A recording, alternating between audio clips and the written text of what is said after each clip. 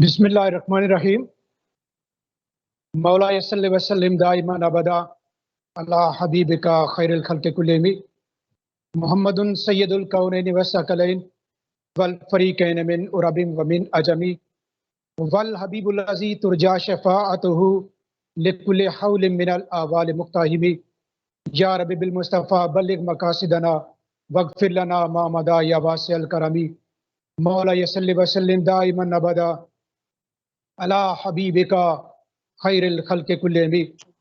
72 news के अपने हिस्से की शम्मा के प्रोग्राम के सिलसिला में आज जिस मौजू पर गुफ्तगू करने का इरादा है वो है वतन अजीज़ पाकिस्तान को 74 साल मार्ज़ वजूद में आए हुए हो गए हैं। इन सालों में हमने क्या खोया और क्या पाया, इस अहम मौजू पर गुफ्तगू करने के लिए मेरे साथ शरीके गुफ्तगू होंगे जनाब राजा अजहर अब्बास सियालवी साहब, साबिक मरकजी रहनुमा PTI। जनाब को आज के प्रोग्राम में खुश आमदीद कहता हूँ। उनके साथ साथ जनाब मेहर अंसर महमूद साहब, बानी व चेयरमैन टैलेंट वेलफेयर काउंसिल, हमारे तालीम भी हैं। इस अहम मौजू पर गुफ्तगू करने के लिए जनाब को भी खुश आमदीद कहता हूँ। आज के प्रोग्राम के आगाज में ये कहना चाहूँगा, अजीज पाकिस्तान को मार्ज वजूद में आए हुए 74 साल गुजर गए हैं। हमने देखना ये है कि क्या वो आदाफ, वो मकासद इन 74 सालों में हम हासिल कर पाए हैं या नहीं, जो बानियाने पाकिस्तान ने मुकर्रर किए थे। तो पहला सवाल मैं मोहतरम राजा अजहर अब्बास सियालवी साहब से करना चाहूँगा कि राजा साहब, 74 साल हो गए पाकिस्तान को मार्ज वजूद में आए हुए। बानियाने पाकिस्तान ने अल्लामा मोहम्मद इकबाल के ख्वाब को मद्देनजर रखते हुए जो पाकिस्तान हासिल किया, आप क्या समझते हैं कि क्या हम वो मकासद, वो आदाफ हासिल करने में कामयाब रहे या अभी तक बहुत कुछ करना बाकी है? बिस्मिल्लाहिर्रहमानिर्रहीम। सबसे पहले तो मैं 72 न्यूज़ की जो टीम है और इस प्रोग्राम अपने हिस्से की शम्मा की जो टीम है जिन्होंने मुझे ये मौका दिया, उनका शुक्रिया अदा करता हूँ। और मोहतरम ब्रदर परवेज़ अख्तर सियालवी साहब, आपका भी शुक्रिया कि मुझे इस प्रोग्राम में शिरकत की दावत दी गई, मौका मिला। जो आपने सवाल किया है इसकी मुनासबत से मैं ये अर्ज करूंगा कि जब मुस्लिम लीग बनाई गई 1906 में, इसके जो मकासद थे उस वक्त उनमें मुसलमानों की मुआशरती, समाजी और सियासी हैसियत और मुआशी उनके जो मफादात हैं इनका तहफ़्फ़ुज़ मकसूद।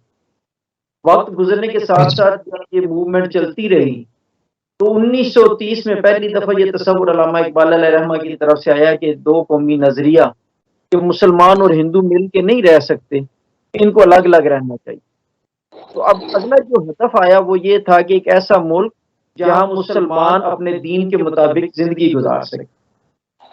पाकिस्तान बनना, तो जो आपने पूछा कि उन मकासद को पाने में कहाँ तक हम कामयाब रहे या क्या कुछ हमें मिला, तो मैं ये अर्ज करना चाहूँगा कि जो मुसलमानों की सियासी, समाजी, मुआशरती और मुआशी ज़रूरियात थी उसमें तो हमें तकरीबन चीज़ें मिल गई कि हमें पाकिस्तान में 1906 में जब मुस्लिम लीग इसकी बुनियाद रखी गई तो मुसलमानों के सियासत में आना या तिजारती काम करना, मुआशी तौर पर मजबूत एक ग्रुप शक्ल में उभर कर आना या समाजी अपने रिवायात और अपनी सकाफत को आज़ादी के साथ कर सकना, ये बज़ाहिर मुमकिन नहीं तो मुश्किल जरूर है।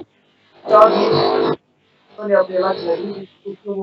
کہ ہمیں پاکستان کے محرکات کے حوالے سے بتاتے وہ لکھتے ہیں کہ کشمیر میں گیا تو ایک شخص کا نام جو ہے وہ محمد لال پنڈت تھا، یعنی وہ علاقے موجود تھے جہاں مسلمان سماجی طور پر یا معاشرتی طور پر اپنی ثقافت اور اپنی روایات کے مطابق نام رکھنے میں بھی آزاد نہیں۔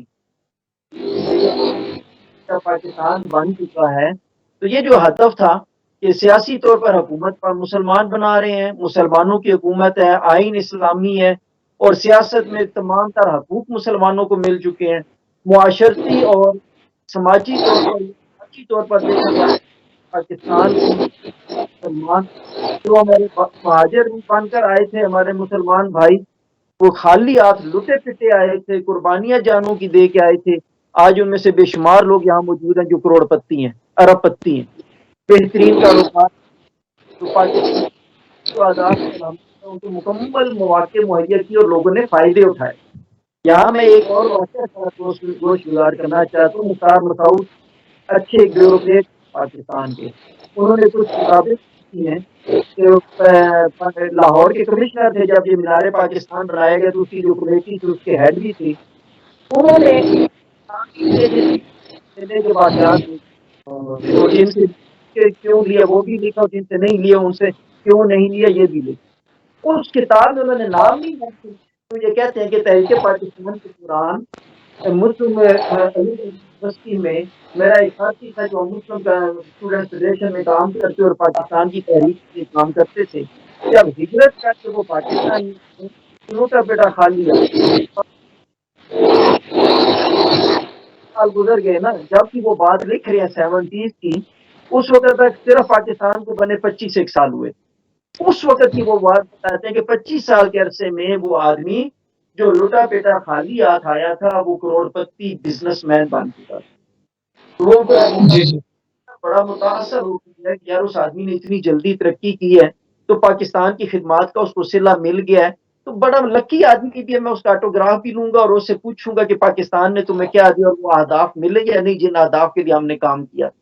کہتے ہیں جب میں گئے تو وہ آدمی جو خالی ہاتھ پاکستان میں آیا تھا کروڑ پتی بن چکا، ایک بہت بڑا صنعت کار بن چکا، لاکھوں کروڑوں روپے اس کے بینک بیلنس میں پڑے ہوئے، بہت بڑا ولا ملا ہوا، کہنے لگے یار پاکستان نے ہمیں کچھ دیا نہیں، اس کے بنانے کے مقاصد پورے نہیں ہوئے۔ وہ کہتے ہیں میں گیا آٹوگراف لینے تھا کہ ایک بہترین پاکستانی جو محرک کارکن تھا، متحرک کارکن، اور آج وہ اپنی محنت سے 20-25 سال کے عرصے میں کروڑ پتی اور کئی صنعتی یونٹ کا مالک بن چکے، وہ تو پاکستان کا فیورٹ بندہ ہوگا۔ لیکن جب اس نے پاکستان کی نیتی کرنی شروع کی تو میرے دل میں یہ پاکستان کا ناشکرا انسان، میں کہنے کا مقصد سیاسی معاشی یہ آزاد کافی حد تک آسان انداز میں پاکستان کے ہمیں ملے۔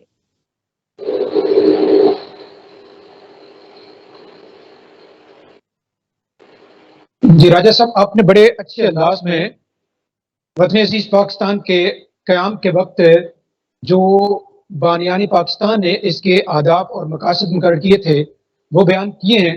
میں مہر انصر محمود صاحب سے یہ سوال کرنا چاہوں گا کہ مہر صاحب، پاکستان کو قائم ہوئے اتنا لمبا عرصہ گزر گیا ہے، یعنی بہت سی حکومتیں آئیں اور بہت سی حکومتیں چلی گئی، آپ کیا سمجھتے ہیں کہ وطن عزیز پاکستان اس ڈگر پہ جا رہا ہے، اس مقصد کی طرف رواں دواں ہے جس مقصد کے تحت یہ وطن عزیز حاصل کیا گیا تھا؟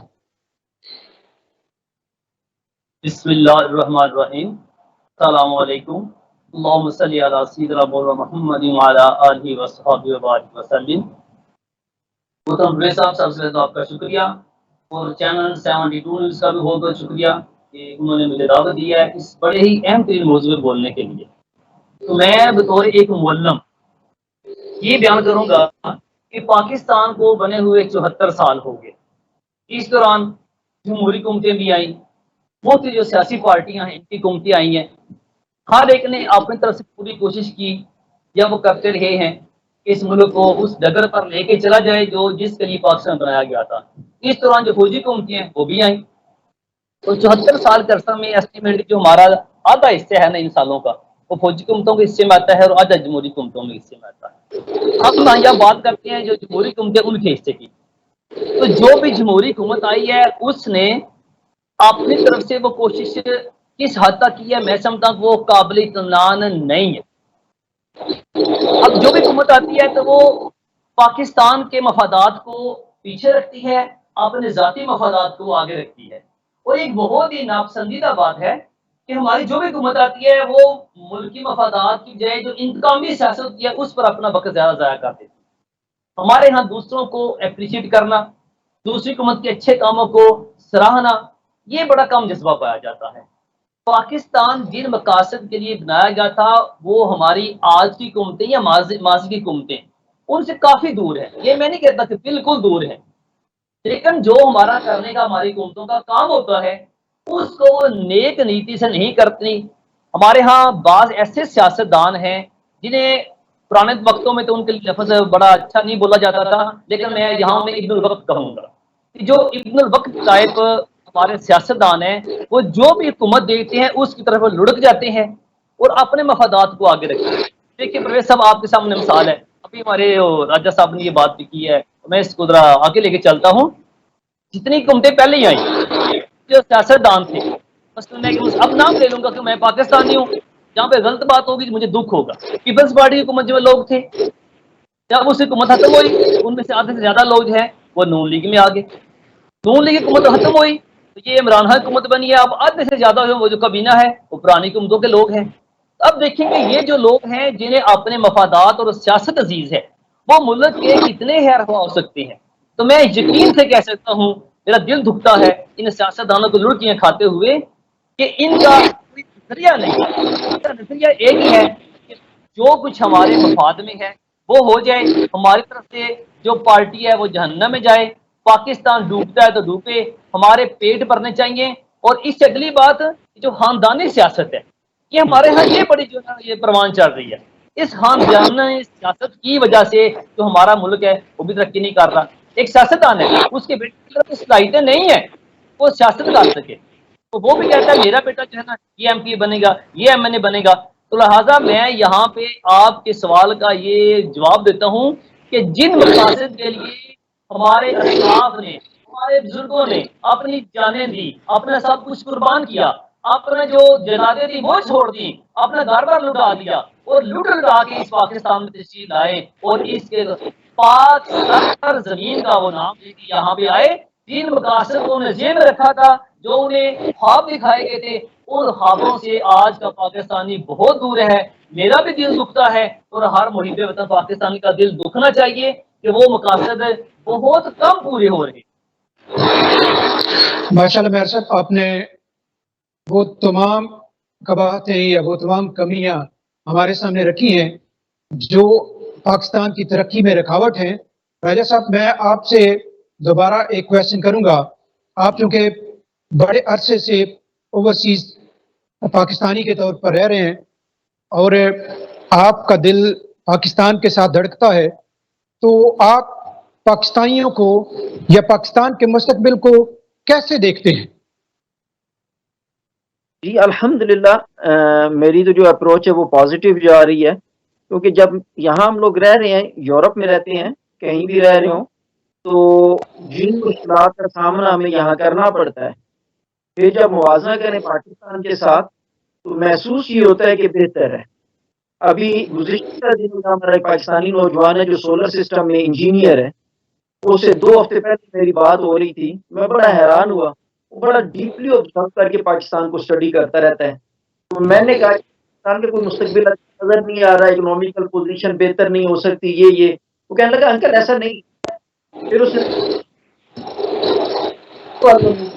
لگائی ہوئی تھی جرمنی کے میگزینس میں، یہاں پرنٹ ہوئی تھی جرمن لینگویج میں، جس میں یہ لکھا تھا کہ 2030 تک یہ جو الیکٹرک پرابلم ہے، یہ اس طرح کی پاور پروجیکٹ کی پرابلم ہے، اس کو پاکستان کا ہوگا۔ یہ جو آپ ونڈ پروجیکٹس ہیں اور قسم کے پروجیکٹس اور اس کے جو ایگریمنٹ ہوئے ہیں پچھلے 4-5 سالوں میں گورنمنٹس کے، اس میں یہ ہے کہ 2030 تک یورپ والے جو محسوس کر رہے ہیں اکنامیکلی پاکستان بہت امپروو کنٹری ہوگا اور یہ مضبوط معاشرے ملک بن چکا ہوگا 2030۔ یہ یورپ نے اپنے دماغ میں رکھا ہوا ہے۔ اب اس جو پروجیکٹ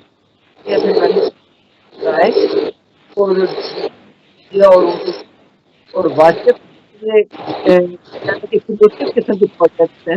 میں تو کئی ایک عرصے سے کہتا تھا کہ پاکستان ان چیزوں کی طرف کیوں نہیں.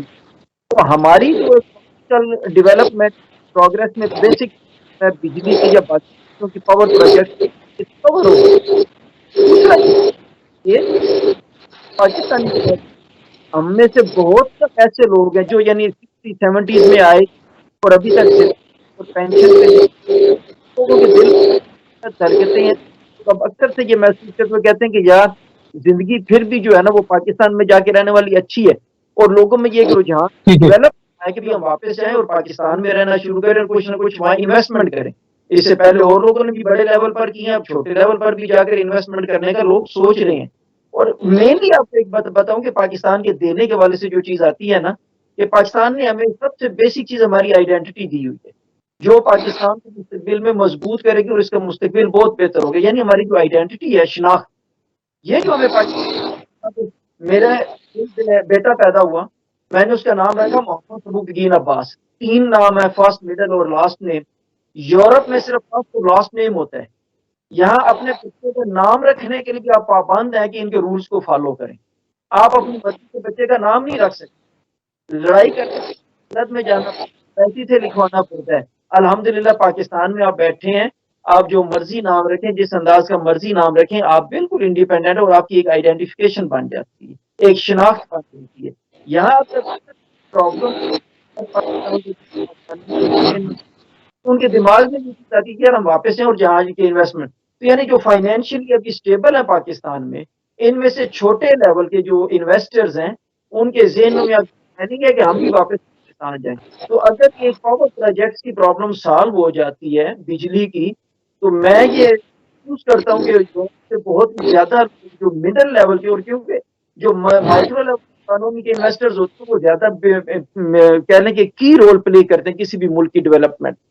وہ انشاءاللہ 2030 سے 2035 کے درمیان کا جو ٹائم ہوگا, یہ پاکستان کا فائنینشیل والا ٹائم ہے.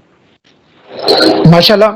میں آپ سے دوبارہ یہ کویشچن کروں گا کہ آپ نے پاکستان کا ایک ماضی جو ہے وہ ہمارے سامنے رکھا کہ مختلف حکومتیں آئیں اور انہوں نے ٹھیک طرح سے ڈلیور نہیں کیا, جس کی وجہ سے ہم وہ اہداف یا وہ مقاصد جو وطن عزیز پاکستان کے قیام کے وقت مقرر کیے گئے تھے ان اہداف کی طرف پراپرلی نہیں چل پا رہے. لیکن میں چونکہ یہ بات آپ سے کرنا چاہتا ہوں, جیسے ہمارے پروگرام کا یہ نام بھی ہے اپنے حصے کی شمع, تو ہمیں کیا کرنا چاہیے کہ ہم پاکستان کے لیے کچھ کر گزریں.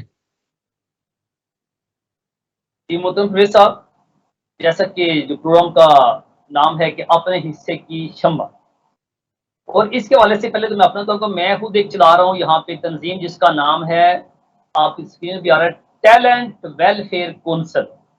یہ پچھلے 2005 سے چلا رہا ہوں. اس میں نے اوپر عزم لکھا ہوا ہے, میرا پرنٹ جو ہوا ہے اس کے اوپر لکھا ہوا ہے, ملک و قوم کی سربلندی میں اپنے حصے کا کردار ادا کرنا. اور میں دیکھ رہا ہوں کہ آپ کی جو موضوع ہے نا, یہ موضوع اس کا اور ہماری تنظیم کا ماٹو یہ بالکل ملتے جلتے ہیں. یہ اپنے حصے کی شمع اور اپنے حصے کا کردار ہم کر رہا ہوں, میں کر رہا ہوں پچھلے 16 سال سے بطور ٹیچر, بطور ایک پاکستان کے شہری ہونے کے ناطے. اب یہاں پہ میں جس بات کو آگے لے کے چلنا چاہتا ہوں وہ یہ ہے کہ ہمارے ہاں جو مقاصد تھے وہ, میں یہ نہیں کہتا کہ 100% ان کا حصول نہیں ہوا, لیکن بہت کمی ہے ابھی اس تک. مثلا ایک سیاستدان ہے, اس کا کام ہے کہ وہ وہاں پہ پارلیمنٹ میں جاتا ہے تو وہاں پہ جو قانون ہے اس کے حوالے سے وہاں پہ اپنا حصہ لے. ایک استاد ہے, اس کا کام ہے کہ نئی نسل کو تربیت دینا. اب بہت سے اساتذہ کرام ہمارے, میں بھی استاد ہوں, لیکن میں دیکھتا ہوں میرے شعبے میں بہت سے ایسے بھی ہیں کہ جو گھر بیٹھ تنہا لے دیتے ہیں. ایسے ڈاکٹر جو وہاں پہ اپنا اوتھ دیتے ہیں کہ ہم نے خدمت کے لیے ڈاکٹری کی ہے, لیکن وہ ایسا ہوتا ہے کہ بغیر پیسہ لیے بہت سے ڈاکٹر ایسے ہیں جو مریض کو وہ مر جاتے ہیں اس کو ایڈمٹ نہیں کرتے, ایڈوانس سے پیسے لے لیں گے, اتنے پیسے دو. حتیٰ کہ یہ بھی دیکھا گیا کہ ڈیڈ باڈی ہوتی ہے وہ بھی بغیر پیسے کے نہیں دیتے. اس لیے ججز ہیں, اس شعبے کو دیکھ لیں, وہ بھی ٹھیک کر رہے ہیں, لیکن بہت سے ایسے ہمارے روزانہ ہم سنتے ہیں کہ ججز صاحبان ایسے فیصلے کر دیتے ہیں جو ملک و قوم کے لیے بہتر نہیں ہوتے، یا پھر اپنے کسی مفاد کے لیے یا کسی سیاستدان کو ریلیف دینے کے لیے وہ کر سکتے ہیں۔ دیکھو میں یہ کہتا ہوں کہ کوئی بھی شعبہ ہے، ایک آتا ہے کہ حدیث ہماری ہے کلکم رائن و کلکم مسئول عن رعیتہ، کہ جس بندے کے ذمہ جو ذمہ دار لگی ہے اس کا وہ جواب دہ ہے۔ اور اس کی ہم یہ سن تو لیتے ہیں لیکن ہمیں سمجھ کیوں نہیں آتی کہ میرے ذمہ جو کام لگا ہوا ہے میں نے ایک روز اللہ کے ہاں کھڑا ہونا ہے، میں نے اس کا حساب دینا ہے۔ اور میں دوستوں کو مثال دیتا ہوں کہ 4 اگست گزرا ہے، یوم شہدائے پولیس تھا، تو ہم دوست اکٹھے ہوتے تھانے میں گئے، وہاں میں جو پولیس شہدا ہیں ان کے لیے فاتحہ ہونے کی، تو میں نے وہاں بھی تھانے دار صاحب سے بات کی کہ تھانے دار صاحب آپ ٹھیک ہو جائیں تو آپ کا آدھا اسٹاف ٹھیک ہو جائے گا، اگر آپ ٹھیک رہیں گے تو آپ کا سارا اسٹاف لوٹ رہے گا۔ یہ معاشرے کے اندر جو آپ کا ایک امیج ہے نا کہ پولیس تعاون نہیں کرتی، وہ رشوت لیتی ہے، وہ ایسا وہ پیچھے جو برے لوگ ہیں ان کے جو بے سرپرستی کرتی ہے، اس امیج کو آپ لوگ ختم کریں، کیونکہ آپ لوگوں کے اوپر ایک ذمہ داری ہے۔ ایسے ایک استاد ہے، اس کے بارے لوگ کیوں کہتے ہیں کہ یہ پڑھانے والا نہیں ہے؟ جو پڑھاتے ہیں استاد ان کی بھی بدنامی ہوتی ہے۔ تو وہ استاد جو بچوں کو نہیں پڑھاتا تنہا پور لیتا ہے، اس کی سوچنا چاہیے کہ میں بھی اسی میں آتا ہوں، کلکم رائن میں آتا ہوں، میں نے بھی جواب دینا ہے۔ ایک جج صاحب ہے، وہ غلط فیصلہ دیتی ہیں، اگر وہ پیسے لے کے فیصلہ غلط دیتے ہیں تو دیکھیے انہوں نے یہ سود کیا، حرام لی، رشوت لی، سارا معاملہ ان کو بھی سوچنا چاہیے کہ میں بھی اس میں جواب دوں کہ کلکم رائن میں آتا ہے۔ تو میں یہ کہتا ہوں کوئی بھی انسان جو ہے جب جس سیٹ پہ بیٹھ رہا ہے اس کو اس چیز کا سوچنا چاہیے کہ میرے اوپر جو میرے کندھوں کے اوپر ذمہ داری ہے، کیا میں نے کل اس کو جواب نہیں دینا؟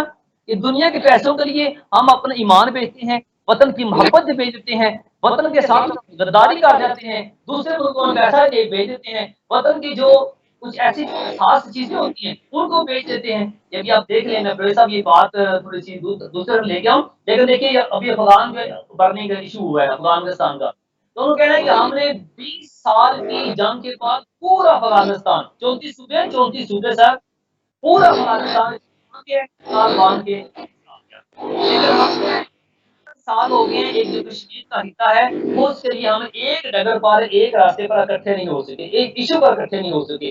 ایک جو پارٹی ہے وہ آتی ہے، وہ کشمیر کے لیے باتیں کرتی ہے، تقریریں کرتی ہے، دوسرے ہم ہوش ہو جاتے ہیں، کیا جی اب ہماری حکومت نہیں ہے، ہماری حکومت آئے گی تو ہم کشمیر کے لیے بات کریں گے۔ بھائی حکومت جس پارٹی کی ہو انہیں یہ سوچنا ہے یہ وطن تو ہمارا ہے نا، ہم اس کے فرد ہیں، یہ پاکستان ہمیں سب کچھ دیتا ہے، ہم اسے کیا دیتے ہیں یار؟ ہم اسے جو پیٹرنزم ہے، سچا جذبہ ہے محبت کا، وہ نہیں دے سکتے ہیں۔ ہم قبر کے پاس جائیں گے تو کیا جواب دیں گے کہ میرے اوپر یہ ذمہ داری تھی؟ آپ جو بات کر رہے ہیں، اگر آپ کی بات کو کچھ اس انداز میں بیان کی جائے کہ جو جس شعبہ سے تعلق رکھتا ہے اگر وہ اپنے شعبے کے ساتھ ایمانداری کے ساتھ اور سلیقے کے ساتھ کام کرے گا تو کوئی وجہ نہیں ہے کہ پاکستان جو ہے وہ تمام شعبہ جات میں آگے نہیں جائے گا۔ تو میں دوبارہ راجہ صاحب سے یہ کویسچن کروں گا، راجہ صاحب یعنی آپ کیا سمجھتے ہیں کہ کیا وطن عزیز پاکستان جو ہے یعنی اس کو کس انداز سے چلایا جائے تو یہ ایک ترقی یافتہ ملک جو ہے وہ بن سکتا ہے اور دوسرے جتنے بھی ممالک ہیں ان کی صف میں ایک سلیقے کے ساتھ یا باادب طریقے سے یا یعنی باعزت طریقے سے کھڑا ہو سکتا ہے؟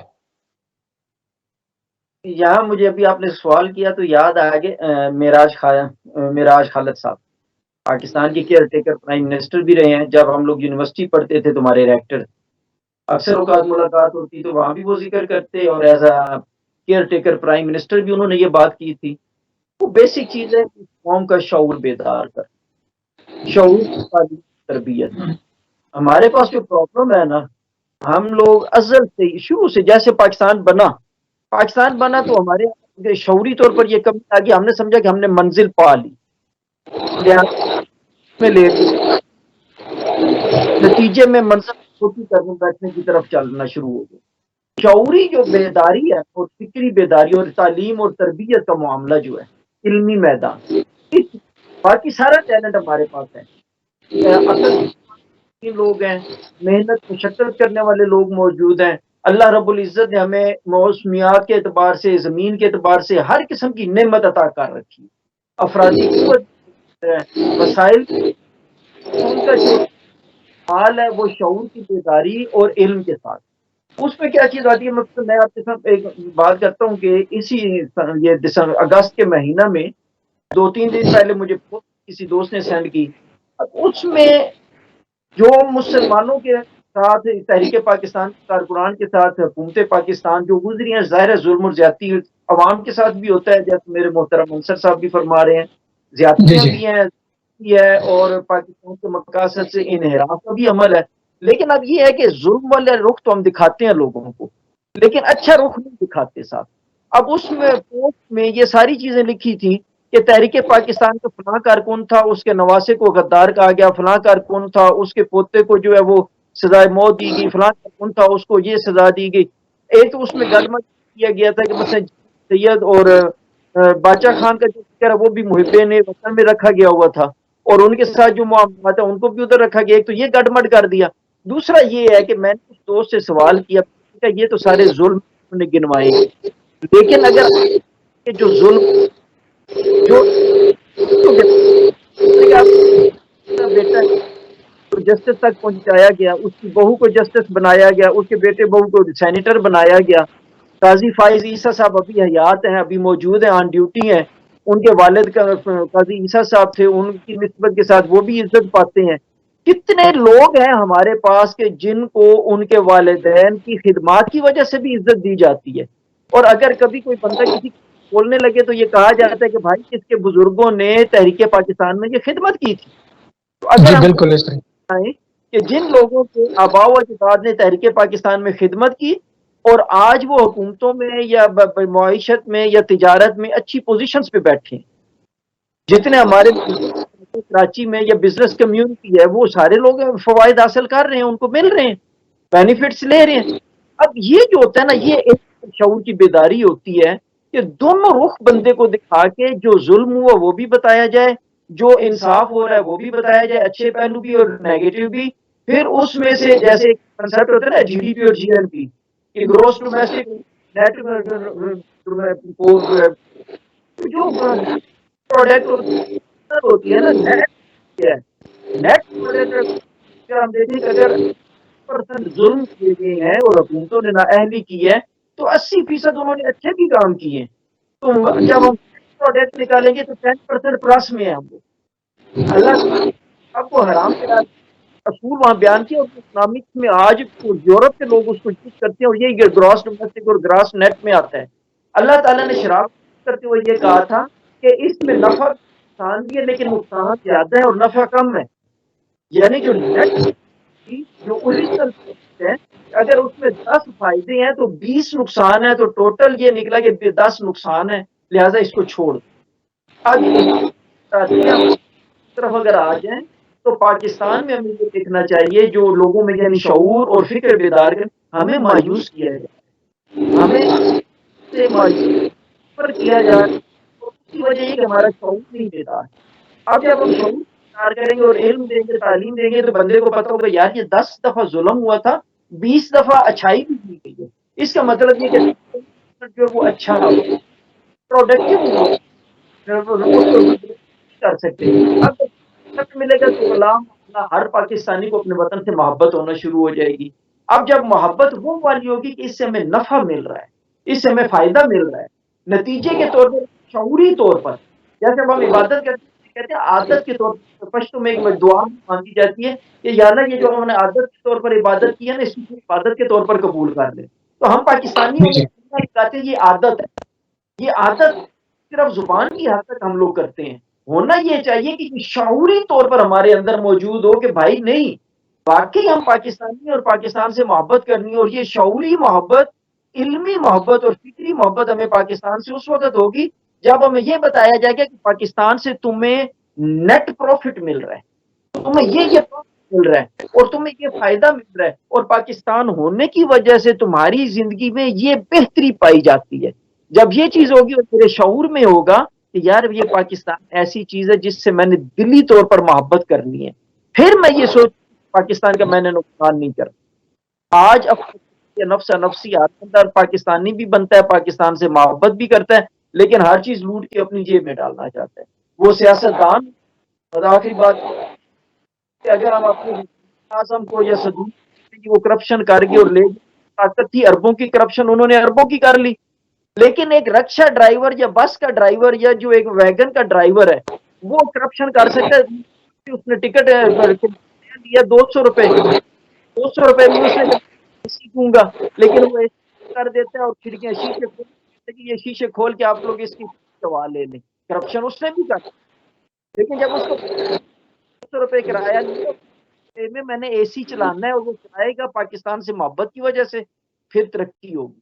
तो ये मेराज खालिद साहब को पैगाम मैं दे दूंगा कि अगर मुल्क को बेहतरी की तरफ ले जाना है और सारे अमूर बेहतर करने हैं तो उसकी बुनियादी चीज ये है कि पाकिस्तानियों का शऊर और इल्म इसको बेहतर किया। राजा साहब, आपने बड़ी अच्छी बात की है कि हमें दोनों पहलुओं को देखना होगा कि क्या हमें पाकिस्तान से लेकर अब तक यानी हमने क्या खोया और क्या पाया, और दोनों चीजों को मद्देनजर रखते हुए अगर हम यानी आगे चलेंगे तो फिर जाकर हम कोई डिसीजन या कोई फैसला कर पाएंगे। मैं आज के प्रोग्राम में जनाब नासिर अब्बास तारड़ साहब, chairman public overseas air trust को खुशामदीद कहता हूं। तारड़ साहब, मैं आपसे भी यही सवाल करना चाहूंगा कि वतन अजीज पाकिस्तान को कायम हुए 74 साल बीत गए हैं, यानी आज तक हमने क्या खोया और क्या पाया? क्या वो आदाब जो वतन अजीज पाकिस्तान के क़याम के वक्त हमारे आबा अजदाद ने मुकर्रर किए थे, क्या वो आदाब, क्या वो मकासद हम हासिल करने में कामयाब हो गए हैं या अभी उनमें बहुत सा काम करना बाकी है? अस्सलाम वालेकुम। मैं प्रोग्राम में शरीक तमाम सीनियर भाइयों का शुक्रगुजार हूँ, परवेज साहब आपका। और परवेज साहब, हम सबको पता है कि हालात जो थे पाकिस्तान के, पाकिस्तान को क्यों हमारी असूल जो था पाकिस्तान का, जिसकी जदोजहद थी, और फिर अल्लाह ने हमें इतना खूबसूरत मुल्क दिया जिसमें चार हर किस्म के हम अल्लाह ने हमें मौसम दिए। अल्लाह ताला ने बेहतरीन इस जो खिता है इसके लोग, इतने टैलेंटेड लोग, अहदाफ जो है वो देखें, जहाँ तक ये एटमी पावर होना एक बहुत बड़ा अहदाफ है।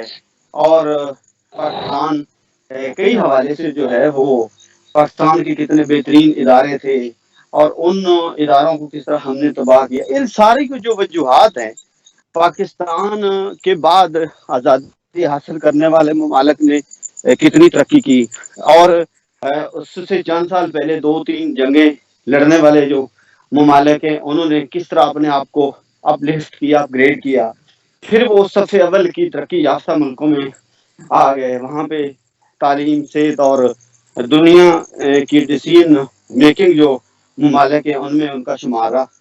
हम एक भिखारी की लिस्ट में रहे, हम कभी अमेरिका को देखते हैं, कभी हम किसी मुल्क को देखते हैं। इसी तरह जो कंट्रीज की भी मिसाल इसी तरह होती है जिस तरह एक गांव में एक गरीब आदमी की होती है। तो जो भिखारी होता है उसकी औकात जो है वो क्या होती है, उसने मांगना होता है, वो हमारी हैसियत। इसके पीछे सारे जो मसाइल हैं इनकी जड़ जो है वो हमारे हुक्मरान थे।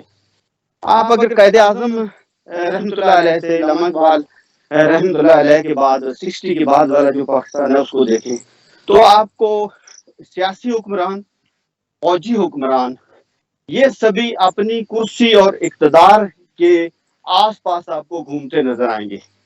किसी ने अना की वजह से मुल्क को तोड़ दिया, किसी ने इक़्तिदार को लंबा करने के लिए जो है वो एक जो हब था कराची उसको तबाह कर दिया, उसकी शाहरग पे जो है वो उसके बाद एक मुशर्रफ दौर की बात आप करें, पहले ज़िया की बात कर रहा था मैं, जुल्फ़िकार अली भुट्टो की बात जो है वो कर रहा था।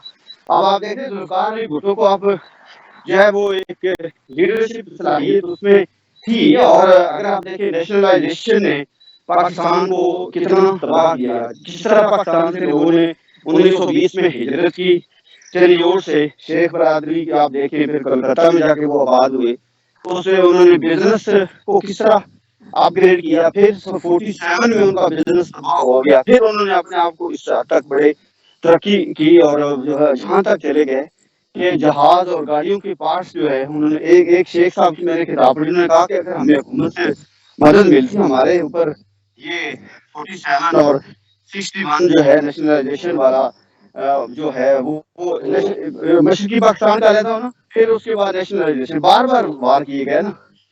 انہوں نے کہا کہ ہم خود اپنے جہاز بنا رہے تھے. پھر ایجوکیشن جو ہے اس کو کس جی طرح جی تباہ کیا. سات جہاں ان سب کی جو اس وقت سے لے کر آج تک آپ تقریباً جو ہے آپ کے اداروں میں سرکاری ہوں یا آپ کے سیاسی حکومتوں میں لیڈران ہوں، انڈیویجول سطح پہ چند اچھے لوگ آپ کو وہ اپنی آخرت کے حوالے سے اچھے ہیں، انہوں نے بچا کے رکھے. ورنہ کہیں بھی کسی کو آج تک نہیں روکا گیا کہ وہ جتنا دل ہے اس کو بڑا کرائم کرے اور جس حد تک وہ جانا چاہے ملک کی ایسی تیسی کر دے. وہ سبھی نے کیا اور آج بھی وہ جو ہے وہ کہانی چل رہی ہے. منی فوزین کی ہم بات کریں تو آج بھی وہی ہے. پی ٹی آئی کہتے ہیں جی کافری کی وجہ سے جو ہے کرائم میں اضافہ ہو رہا ہے، وہ کہتے ہیں ہم نے ڈیولپمنٹ کی ہے. اب مسئلہ یہ ہے کہ قومیں جو ہیں وہ لیڈر بناتے ہیں. نیلسن منڈیلا نے تو جب 27 سال بعد جیل سے باہر آیا تو اس سے اینکر نے سوال کیا کہ آپ جن لوگوں کی وجہ سے جیل میں رہے ان کے ساتھ کیا کریں. انہوں نے کہا کہ میرے پاس دو آپشن ہیں، یا تو میں ان کو معاف کر دوں یا پھر میں اپنے ملک جو ہے اس کو آگے لے کے چلوں. تو آج دنیا بھر میں نیلسن منڈیلا کا جو ہم بھی نام لے رہے ہیں، اس جی جو ایسے ہے. کہانی ہے. اور ابھی پاکستان میں بہت بڑا فرق آ گیا ہے. پاکستان میں اتنا بڑا فرق آ گیا ہے. دیکھیں آج جو نصاب کے حوالے سے آپ کی بات ہو رہی ہے، نصاب میں اب حکومت نے اچھا ایک قدم اٹھایا ہے. دیکھیے یہ کوئی کام اتنا انتظار کرنے والا تھا؟ یہ کوئی ایسا کام ہے کہ ایک ملک میں دو نصاب ہو، غریب کے لیے علیحدہ ہو، امیر کے لیے علیحدہ ہو؟ ضرورت کیوں پیش آئی؟ سرکاری سکول جو ہیں ان میں ان کو بہتر آپ کریں تو پرائیویٹ سکولوں میں کون بچے بھیجے؟ اس میں آپ پرائیویٹ کو کیوں مردے الزام ٹھہراتے ہیں؟ کیونکہ آپ اس میں قصور تو سارا سرکار کا ہے. سیاست دانوں کے کو نوکریاں اور ہمارے ہاں جو حوث جی ہے جی اس نے ہمیں تباہ کیا ہے. اس میں فوج کا رول بہت اہم ہے. اس نے اپنا بڑا رول ادا کیا. بزنس مین وہ بن گیا ہے. سیاستدان جو ہے وہ اس کی اب ایک کونسل سطح پہ جائیں تو ہماری جو سوچ ہے اس میں ایک کونسل کا جی یہی چاہتا ہے کہ سارا محلہ مار جائے، میں اور میرے بعد 7 نسلیں جو ہے ہم ہی رہیں. تو یہ میں اور جو جی ہے ایسے ہی ہے. فرد کی جو ترقی ہے، فرد کی ترقی سے قومیں اور ملک نہیں بنتے. اور یہ سوچ جب تک کلیکٹیو ایفرٹ اور کلیکٹیو سوچ کے ساتھ جو فلاحی تنظیموں کا جو رول ہے، اصل میں پاکستان اس لیے بنا تھا کہ آپ مل کے اپنے محلے گاؤں اور اپنے تحصیل ضلع کی ترقی کریں، اپنے ضرورت سے زائد جو وسائل ہیں وہ لوگوں کے اوپر خرچ کریں، تب پاکستان ترقی کرے گا. بدقسمتی کے ساتھ جو حکمران ہیں انہوں نے ابھی بھی سبق نہیں سیکھا. لیکن مسئلہ یہ اب حکمران اور اقتدار ہماری ڈومین سے باہر ہے.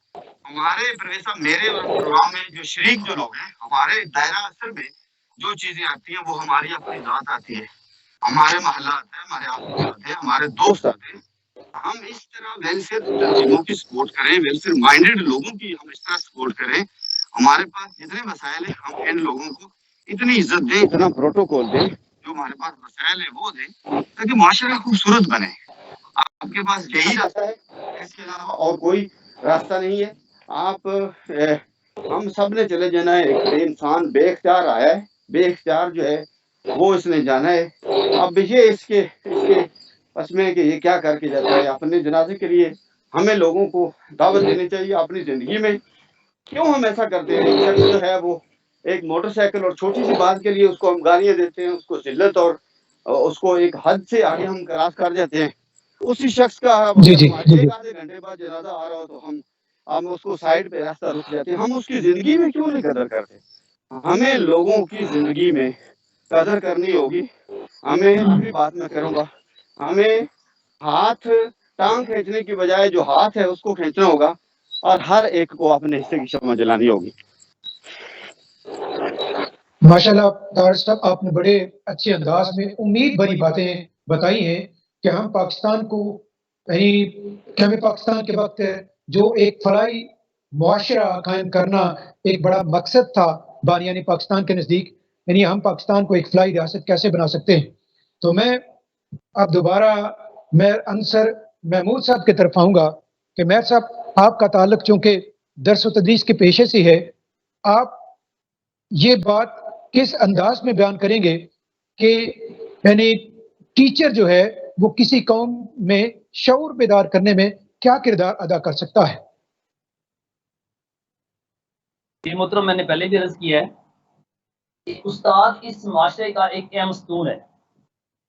استاد صرف اسکول جو ٹیچر ہے اس کو نہیں کہنا چاہیے.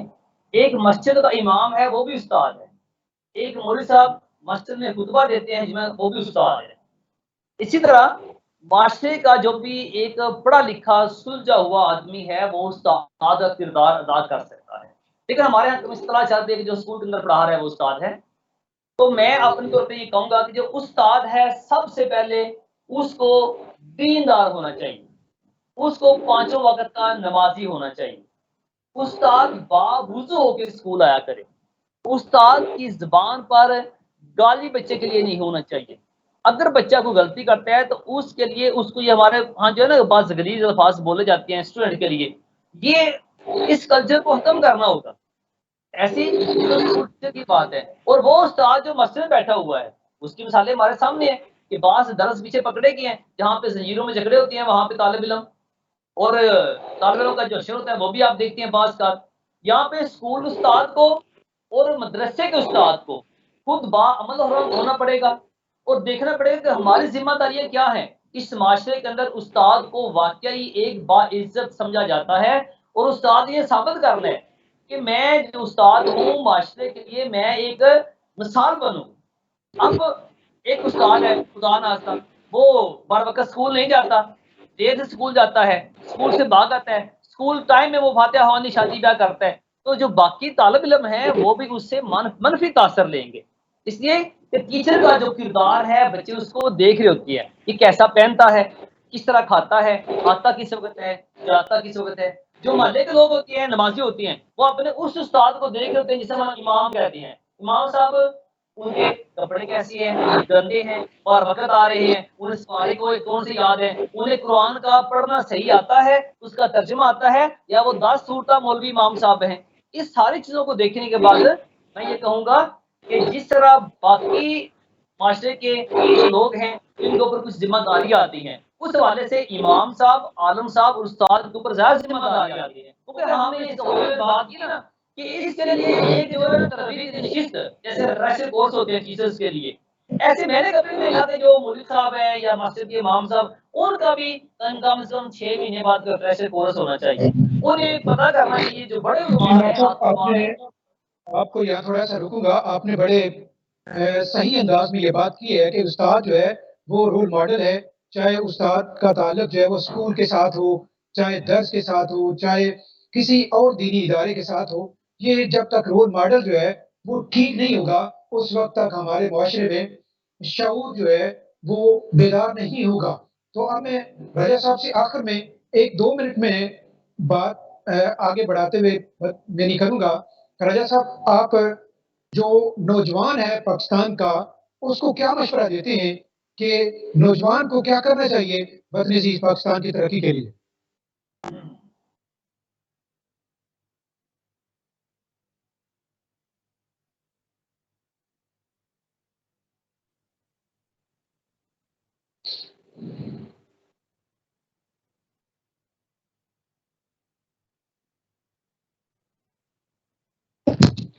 راجہ صاحب آپ اپنا مائک جو ہے وہ ان میوٹ کریں اس کو.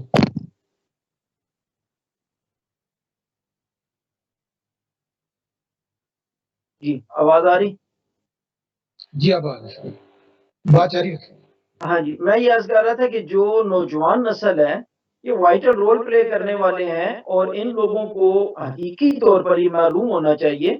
اب جو جنگ ہے نا، اللہ رب العزت نے قرآن پاک میں فرمایا تھا اعیدوا لهم ما استطعتم. یہ آیا مبارکہ جس میں کہ اپنے دشمنوں سے مقابلہ کرنے کے لیے مکمل تیاری کرو. اس زمانے کے مطابق سے جو جنگیں ہوتی تھی اللہ تعالیٰ نے فرمایا کہ گھوڑوں سے، تلواروں سے، نیزوں سے، پھر اس کی تفسیر علماء نے کہی کہ ٹینک بناؤ، ایٹم بم بناؤ، جہاز بناؤ، اسلحہ بناؤ. اب جو جنگ ہے نا وہ جہازوں کی بھی نہیں رہی، میزائلوں کی بھی نہیں رہی. اب جو جنگ ہے وہ سوشل میڈیا کے ساتھ جنگ ہے، وہ برین وار ہے، وہ ٹیکنیکل وار ہے، وہ سائبر وار ہے. ان چیزوں کے لیے اب ہمیں جو تیار ہونا اس میں سب سے امپورٹنٹ چیز 1400 साल पीछे चले जाएं, नबी करीम सल्लल्लाहु अलैहि वसल्लम ने एक बड़ा बेसिक पॉइंट पे इरशाद फरमाया, और वो इतनी इंपॉर्टेंट चीज़ है किसी भी कौम की तरक्की के लिए और उसके इस्तेहकाम के लिए हम उसको इग्नोर करते हैं। वो है अफ़वाह साज़ी, प्रोपेगेंडा, नेगेटिव, और वो किसी भी कौम की अखलाकी हालत को पस्त कर देता है। इस वक़्त सोशल मीडिया का प्रोपेगेंडा जो है, जो साइबर प्रोपेगेंडा है, वो पाकिस्तान में अब ऐसी सिचुएशन पैदा कर रहा है, अखलाकी तौर पर कमज़ोरी पैदा कर रहा है कि न सिर्फ ये कि अपने मुल्क से नफ़रत पैदा होती चली जा रही है, बल्कि अपने मुल्क के इदारों के साथ-साथ खुद हम लोग मायूसी की तरफ जा रहे हैं। अल्लाह ताला ने कुरान में ला तक़नतु मिन रहमतिल्लाह, अल्लाह की रहमत से मायूस न हो, लेकिन हमारी ज़िंदगी में मायूसी आ रही है कि अब पाकिस्तान का फ्यूचर कुछ नहीं, हम पाकिस्तानियों का फ्यूचर कुछ नहीं। अच्छा था कि हम इंडिया में चले जाते, वहीं पे रह रहते, तो शायद बड़े मुल्क की वजह से हमारी इकोनॉमी ज़्यादा ग्रैंड इकोनॉमी बन जाती। नहीं, अब ये जो ना आइतु लहुम मस्तताअतुम, हमारी नौजवान नस्ल की है कि अल्लाह ताला ने हम पर ये किया हुआ है कि दौरे असल में जो जंग है, मुल्क की बका के लिए, हमारी उम्मत की बका के लिए, उसके लिए अपने आप को तैयार करो। तो ये है कि सोशल और ब्रेन के साथ हमें जो तबाह किया जा रहा है, और उसमें खास तौर पर पोस्ट जो लगाई जाती है without any research, without any confirmation, without any authenticity, यानी कोई उसकी अथॉरिटी नहीं, कोई कंफर्मेशन नहीं, यही नहीं पता कि आई कहाँ से, टॉप किया गया है, क्या किया गया है। नतीजे के तौर पर धड़ फॉरवर्ड फॉरवर्ड फॉरवर्ड खेला जा रहा है, और पूरा मुल्क उस पोस्ट के अंदर आ जाता है। हमें ये तैयार करना होगा ने अफवाह साजी से बच के, और फिर ये भी समझ लें कि अफवाह साजी करने वाला जो मुल्क और कौम की अखलाकी हालत प्रोपेगेंडे से नीचे ले जाता है, माइनस करता है, मंफी बनाता है, उसको गद्दारी के शोबे में इस्लाम में रखा जाता है, मजहब में, और उसकी नमाज जनाजा तक नहीं है। लिहाजा अब हमें ये महसूस मजबूत करना है, सियासी, मुआशी, समाजी, इखलाकी, कौमी मामलात को मजबूत करना है, अपनी आने वाली नस्लों को मजबूत करना है। तो ये जो सोशल मीडिया वार में नेगेटिव प्रोपेगेंडा है, सबसे बुनियादी चीज़ है कि उसको समझें। पाकिस्तान हो, आलमी मामलात हो, जो रियल पिक्चर है उस तक पहुँचने की हमने कोशिश करना है, और उसमें हम रिसर्च की आदत बनाएँ, तहकीक की आदत बनाएँ, इल्म की आदत बनाएँ, फ़िक्र की आदत बनाएँ। अल्लाह ताला ने कुरान में फरमाया अफ़ला ताक़िलून, एक जगह फरमा दिया यानी तुम से काम क्यों नहीं लेके, एक जगह फरमाया तदब्बरून, तुम तदबीर क्यों नहीं करते, और एक जगह फरमाया तशऊरून कि तुम शऊर से काम क्यों नहीं लेते। यानी तदब्बर, इल्म, फ़िक्र और शऊर, इन चीज़ों को सामने रखें, तहकीक करें, मामले की गहराई तक पहुँचे, और जो रियल पिक्चर है उसको पकड़ के आगे मुल्क के लिए काम करना शुरू करें, और ये के लिए हम अपने आप को तैयार होकर अपने आप को, आज हमारा असला ये है, आज नेज़ा लगा के और तोप रख के और ये बंदूक लेके आगे नहीं जाने की ज़रूरत होगी। अब हमें ज़रूरत ये है कि हम अपने जिस्म को, अपने वजूद को, दिल को, दिमाग को, ये जो दौरे जदीद जी की जी चीज़ें हैं, ये इख्तियार करके चलें। इंशाअल्लाह अल्लाह ताला पाकिस्तान का भी मुस्तकबिल रोशन करेगा, और पाकिस्तानियों को भी अल्लाह ताला दुनिया में इज़्ज़त और अज़मत की ज़िंदगी अता फरमाएगा। माशाल्लाह राजा साहब, आपने बड़े अच्छे अंदाज में नौजवानों को एक होप और उम्मीद दिलाई है कि पाकिस्तान का मुस्तकबिल जो है वो बड़ा ताबनाक है, बड़ा रोशन है। इन अशआर के साथ अपनी गुफ्तगू को समेटूंगा। खुदा करे कि मेरी अर्ज़ पाक पर उतरे वो फसल गुल जिसे अंदेशाए ज़वाल ना हो, जहाँ जो फूल खिले वो खिला रहे बरसों, यहाँ खिज़ां को गुज़रने की भी मजाल ना हो, यहाँ जो सब्ज़ा उगे वो हमेशा सब्ज़ रहे, यहाँ जो सब्ज़ा उगे वो हमेशा सब्ज़ रहे, और ऐसा सब्ज़ कि जिसकी कोई मिसाल ना हो। इन्हीं अल्फाज के साथ मैं आज के शुरकाए गुफ्तगू जनाब राजा नासिर अब्बास सियालवी साहब, जनाब